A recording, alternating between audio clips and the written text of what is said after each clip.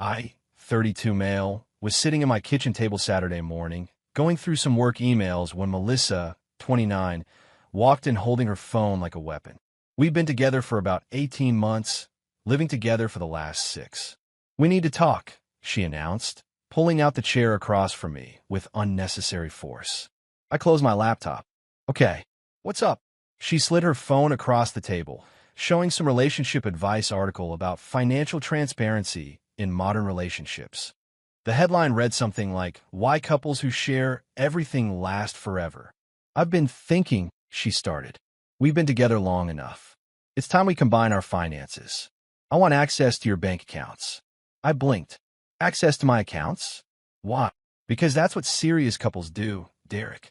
My friend Tanya and her boyfriend share everything. Complete transparency. That's real trust.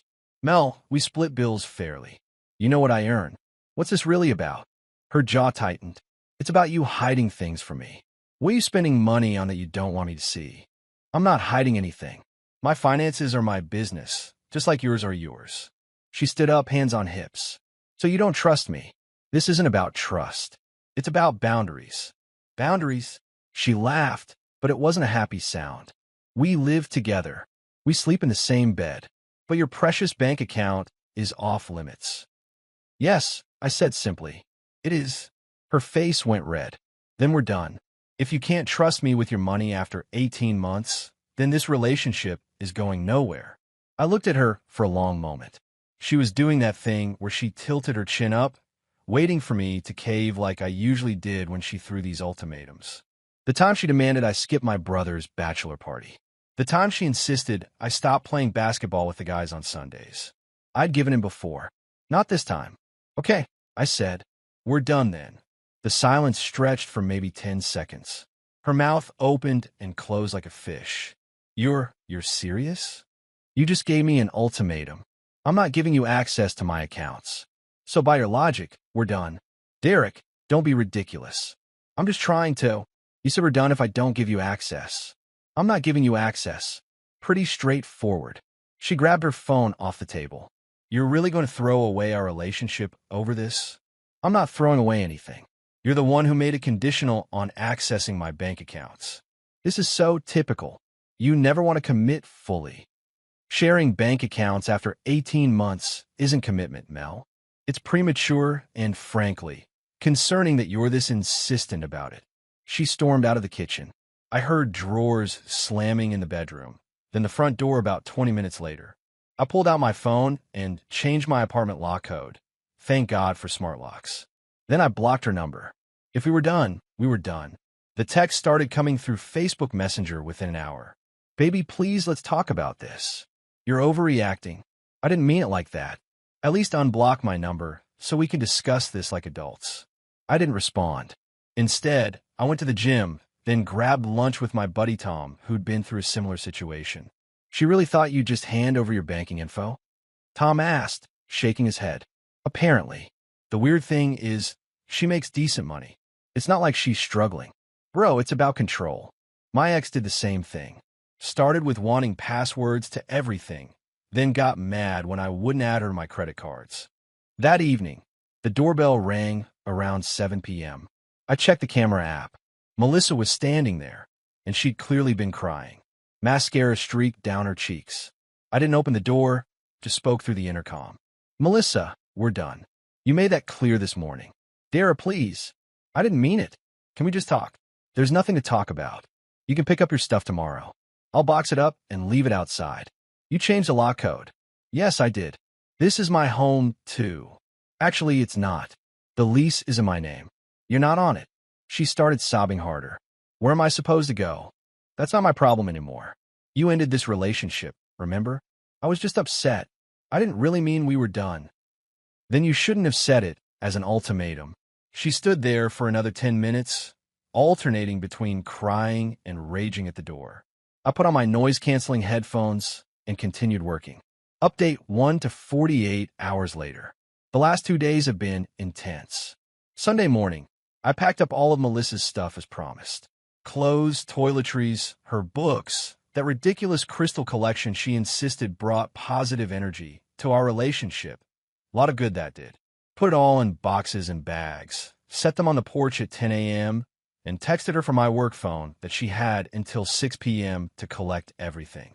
She showed up at 10:30 with her sister Nicole, 27, and Nicole's husband Brad. Nicole immediately started it on me. You seriously locked her out over a conversation? Nicole said, arms crossed. She gave me an ultimatum. I accepted her terms. I replied, staying in the doorway. She didn't mean it literally. Then she shouldn't have said it literally. Brad, to his credit, looked uncomfortable and stayed quiet, helping load boxes into their SUV. Melissa tried a different approach. Derek, can we please just talk inside? Privately? No. You wanted access to my private information? I said no. You said we were done. I'm respecting your decision. Stop saying that. You know that's not what I meant. What did you mean then? I wanted to feel like we were really together, you know? Like a real couple. Real couples don't demand access to each other's bank accounts under threat of breakup. Nicole jumped back in. God, you're such an asshole. She deserves better. Then this works out perfectly for everyone. They finished loading the stuff. As they were leaving, Melissa turned back one more time. You're going to regret this, Derek. You'll never find someone who loves you like I do. I'm willing to take that chance. Monday morning, things escalated. I woke up to 73 Facebook notifications. Melissa had posted a lengthy rant about me on her wall, tagging several mutual friends. The post, now deleted, but I screenshotted it, read, when you give someone 18 months of your life and they throw you on the street because you wanted to build a future together. Derek, last name, is a narcissistic sociopath who locked me out of my home with no warning. Ladies, this is what happens when you date a man who values his money more than your relationship. I'm homeless because I asked for basic trust in our relationship. The comments were split. Some of her friends were calling me trash, saying I should be ashamed, typical men ain't shit energy. But surprisingly, several people pushed back. Wait, he locked you out for wanting to share finances. Melissa, didn't you tell me last month you wanted to quit your job once you moved in with him? Girl, you were at the club Thursday talking about his savings account. That last comment was from her coworker Janet, and it was quickly deleted. My phone started buzzing with texts from mutual friends asking for my side. I kept it simple. She demanded access to my bank accounts or we were done. I chose done. The apartment is mine, not on lease together. Then Monday afternoon, the real entertainment began. I got a call from my apartment complex office. Mr. Thompson, this is Sandra from the leasing office. We had a young woman here claiming she was illegally evicted from Unit 4B. That's my ex-girlfriend. She's never been on the lease. I can come show you documentation if needed. No need. We checked our records. Just wanted to make you aware. We've informed her she has no legal standing here. Around 6 p.m. Monday, her mom called me. I almost didn't answer, but figured I should hear this out. Derek, honey, what's going on? Melissa is hysterical. Hi, Mrs. Patterson. Melissa demanded access to my bank accounts and said we were done if I didn't comply. I didn't comply. Long pause. She demanded access to your bank accounts? Yes, ma'am. Said it was that, or we were over. Another pause. And you've only been dating 18 months? Yes, ma'am. I heard her sigh deeply. Derek, I'm sorry. That's not how I raised her. Though I have to ask, where is she staying? I don't know. She said we were done. So I respected that and asked her to collect her belongings. I see. Well, she'll land on her feet. She always does. The way she said that last part was interesting. Like this wasn't the first time. Update 2, 1 week later. So it's been a week since the give me your bank account or we're done ultimatum, and oh boy has it been a ride. First, the good news. I've had the most peaceful week in months. Didn't realize how much mental energy I was spending managing Melissa's moods until she was gone. Slept better, killed it at work, even started that woodworking project I've been putting off. Now for the drama, because apparently Melissa couldn't just take the L and move on. Wednesday last week, I got a Venmo request from her for $2,847. The note said, for my portion of rent, utilities, and emotional damages for illegal eviction. I declined it and blocked her on Venmo. Thursday, she tried Zelle. Same amount. Blocked. Friday, she had Nicole text me from her number. Melissa needs that money to get a new place. It's the least you can do after making her homeless. I replied, Melissa ended our relationship. She's not homeless. She has a job and family. Please don't contact me again. But Saturday was special. I was having coffee around 9 a.m. when I heard commotion in the hallway. Looked through the peephole to see Melissa with some guy I didn't recognize try to jimmy my door with a credit card like this was a 90s movie. I called out, "I have you on camera. Leave now or I'm calling the police."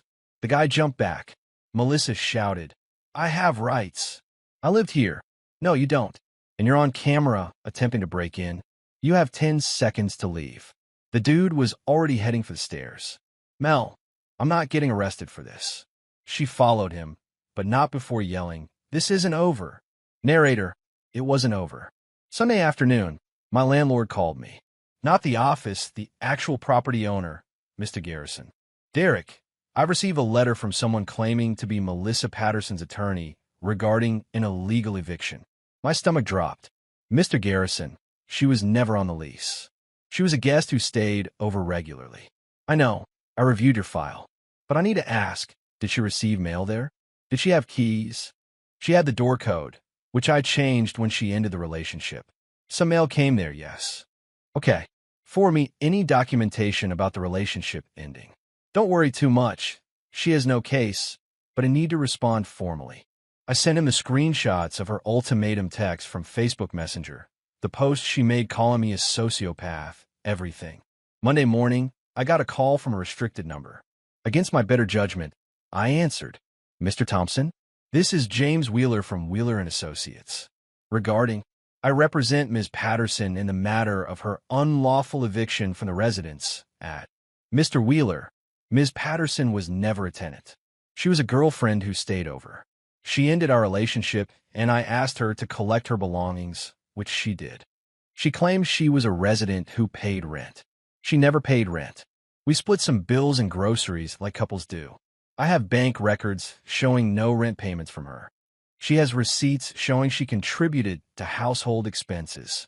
Contributing to groceries doesn't make you a tenant, counselor. She was a guest. The lease is solely in my name. She ended the relationship with an ultimatum about accessing my bank accounts. I have that in writing." Pause. "Bank accounts?" "Yes. She demanded access to my personal bank accounts, or we were done." I said we were done. She made the choice. Longer pause. "I see. We'll be in touch." He hung up. I immediately called my buddy, who's a lawyer. "Dude, she has nothing," he said after I explained.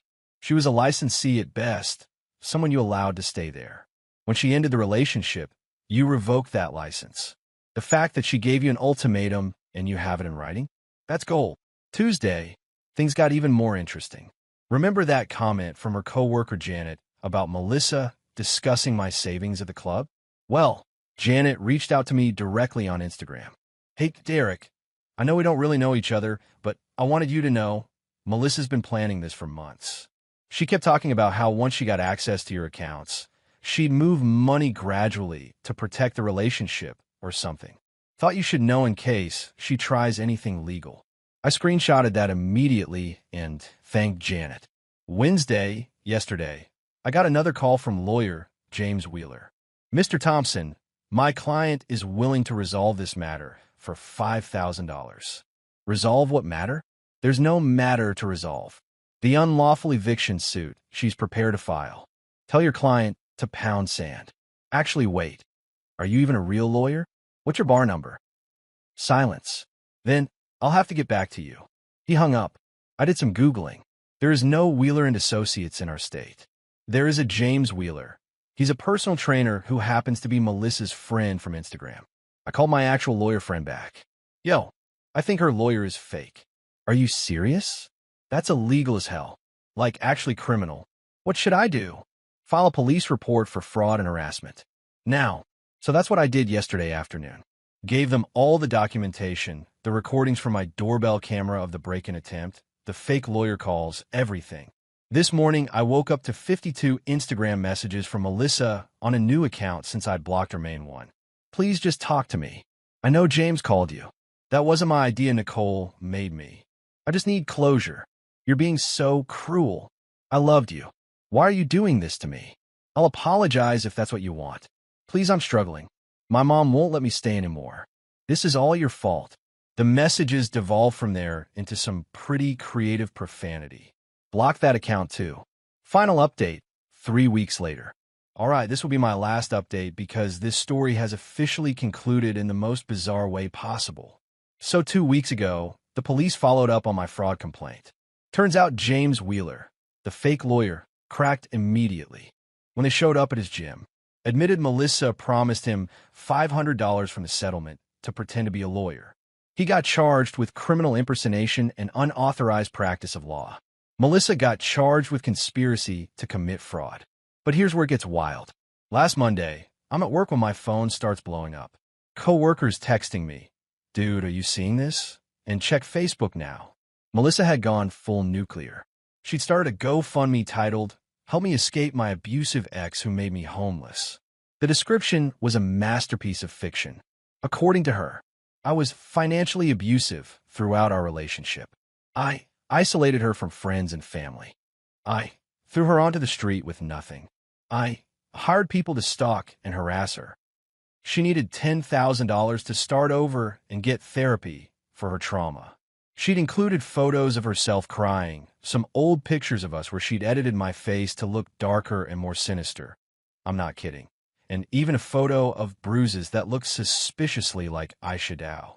Her goal was $10,000. She'd raised $127, all from her mom and Nicole. But remember Janet, her co-worker who'd warned me about her plan? Janet wasn't having it. She commented with screenshots of Melissa's old texts bragging about her plan to secure the bag by getting access to my accounts. Then she added screenshots from their group chat where Melissa said, and I quote, "Once I get his banking info, I'll know exactly how much I can take him for. He's got at least $40K saved, LOL. The GoFundMe was down within 3 hours. Tuesday, Melissa's mom called me again. "Derek, I need to apologize. I had no idea how far this had gone. It's not your fault, Mrs. Patterson. No, but this isn't her first time doing something like this. Her ex before you, Marcus, she did something similar.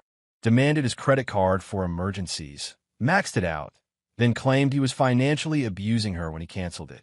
Are you serious? I should have warned you when you started dating. I just hope she'd grown up. What happened with Marcus?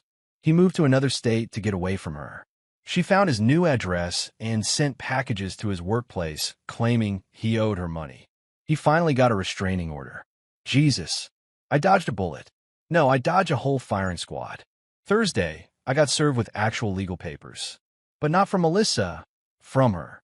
She was suing me for defamation because I made her look bad to potential employers by filing a police report that became public record. My lawyer, my real one, laughed for a solid minute when I showed him. She's suing you for defamation over a police report about crimes she actually committed that are on camera? Apparently, this is going to be dismissed so fast. Countersue for harassment and legal fees. Friday was court day for her criminal charges. I didn't have to appear, but I heard from the prosecutor that she showed up in a cocktail dress like it was a nightclub, tried to flirt with the judge, who was a 67-year-old woman, and then blamed everything on bad legal advice from Nicole. She got 40 hours of community service and 6-month probation for the fraud conspiracy. James, the fake lawyer, got 100 hours and a year probation, plus fines. And then, yesterday happened. I'm at the grocery store, minding my business in the produce section, when I hear, "Derek." I turn around. It's not Melissa. It's a woman I've never seen before. "Yeah, I'm Rebecca. I just want to say thank you." "Thank you for what?" "I was dating someone Melissa tried to set me up with her friend James." "Yeah, the fake lawyer. When I Googled him, I found all the news articles about what they did to you. You saved me from getting involved with these people." We chatted for a bit. She seemed nice. We grabbed coffee. She's a data analyst, loves hiking, has a golden retriever named Chunk. We're having dinner tomorrow. Meanwhile, according to mutual friends, Melissa is now living with her mom, working part-time at a mall kiosk selling phone cases, and telling everyone she's taking a break from dating to focus on herself. She apparently tried to start another GoFundMe for legal expenses from wrongful prosecution, but GoFundMe banned her from the platform. Nicole and her husband Brad are getting divorced. Apparently, this whole situation made Brad realize Nicole was just as toxic as her sister. He reached out to apologize for not speaking up that day. Said he knew it was wrong, but was trying to keep the peace. I told him no hard feelings, we've all been there. The defamation lawsuit was dismissed yesterday. My countersuit is moving forward. My lawyer says she'll likely owe me around $3,000 to $4,000 in legal fees when this is done. The funny thing? All she had to do was accept that I wasn't giving her access to my bank accounts. That's it. If she just said, okay, I understand, and either accepted it or broken up normally, none of this would have happened. But she had to make an ultimatum, had to try to force control, had to escalate when she didn't get her way. And now she's got a criminal record, owes me legal fees, lost her job. Yet her company found out about the fraud charges and let her go, and is living with her disappointed mother at 29 years old. Meanwhile, I still have my apartment, my savings account that she never got to touch, my job, my peace of mind, and potentially a date with someone who seems genuinely normal. Moral of the story? When someone shows you who they are with an ultimatum, believe them. And when they demand access to your bank accounts after 18 months of dating, run. Don't walk. Run. Oh, and always have doorbell cameras. Those things are worth their weight in gold. Thanks for following along on this wild ride, everyone. I'm going to go enjoy my drama-free life now. Victory hand.